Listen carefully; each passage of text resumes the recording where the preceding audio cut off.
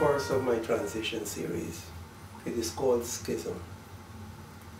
I remember how this all got started.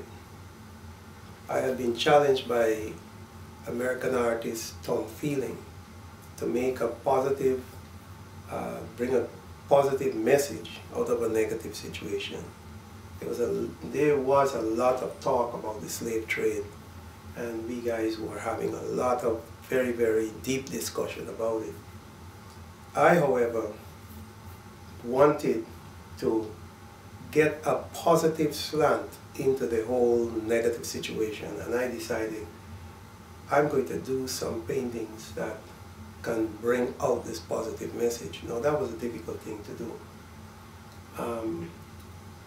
I started with the ideas since in 1975.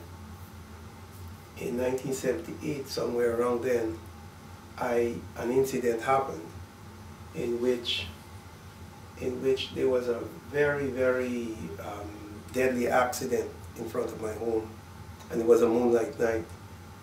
And I came out, and it was deadly indeed. All the occupants died from both cars, and there was the blood and the spill.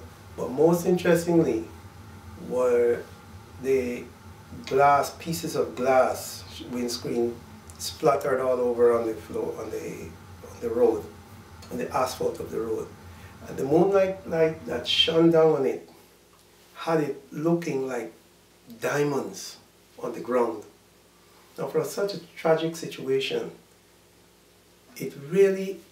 I saw it in a different light. Here it is that I'm looking at dead bodies and dead people and all this tragic. And what I am looking at is diamonds on the ground.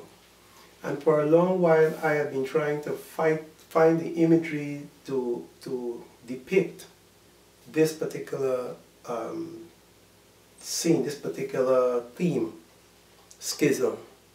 You see, in this painting, I'm trying to show the problem of division in revolutions. The images you're going to see here came from a slave revolt in Guyana. In Guyana, we have one of the successful slave revolts took place in Demerara in Guyana, in which the slaves revolted against their Dutch plantation owners, and they actually took over the plantations.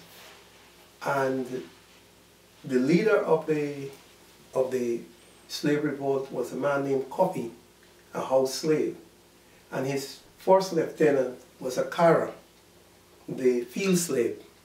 Now, Akara wanted to take the revolution in another direction, in which he would pillage and take vengeance on the white slave owners. Kofi wanted to go a different direction. He wanted to say, let us settle down and let us train our people and let us begin prepare to govern our colony. He was thinking like a true leader would. Settle the people, begin to satisfy their needs, etc.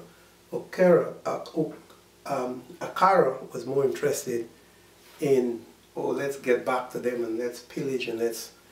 And in the effort to do that, according to, well, African customs, which they came from, all Africans, they settled it with a jewel. Of course, Kofi could not compete with Akara, who was a field slave accustomed to the brutality and the roughness, and he lost the battle.